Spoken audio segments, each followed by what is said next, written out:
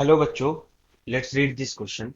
The question says the radii of the base of a cylinder and a cone are in the ratio 3:4. If they have their heights in the ratio 2:3, the ratio between their volumes is. तो हम देख लेते हैं की concept क्या होगा. की concept, तो की कॉन्सेप्ट में हो जाएगा वॉल्यूम ऑफ कोन. और वॉल्यूम ऑफ कोन होता है 1/3 पाई r² h.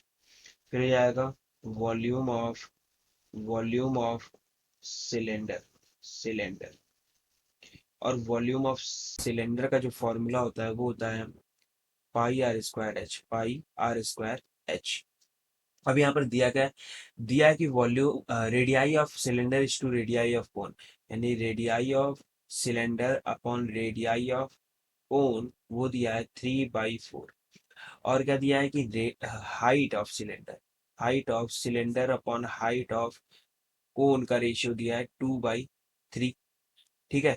तो अब यहाँ पर हमें निकालना है volume of cylinder upon volume of cone, यानी वी सी अपॉन वी कोन. अब वी सी अपॉन वी कोन का जो फॉर्मूला है वो क्या है. वी ऑफ सिलेंडर होता है pi r c² h c² divided by V of cone यानी 1/3 पाई r कोन का स्क्वायर एंड h कोन. तो यहाँ से पाई और पाई तो कैंसिल आउट हो गया, V C upon V cone बचेगा, V C upon V cone ये बच गया यहाँ से. ऊपर हो जाएगा 3 into r c upon r cone का whole square into h c upon h cone. यही हो रहा है यहाँ पर देखो तो 3 ऊपर चला गया, r c upon r cone का whole square h c upon h cone का होल स्क्वायर. अब r c upon r cone है 3/4, तो यहाँ से मैं लिख सकता हूँ this is equals to 3 into 3/4 into 3/4 यानी 3/4 का होल स्क्वायर.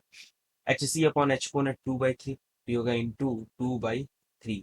अब यहाँ से देखो 3 और 3 तो कैंसिल आउट हो गया, 2 से कैंसिल आउट करो तो ये 2 दूनी 4, तो we C upon V cone ये आ गया 3 त्रिका 9 और 4 दूनी 8 यानी 9/8.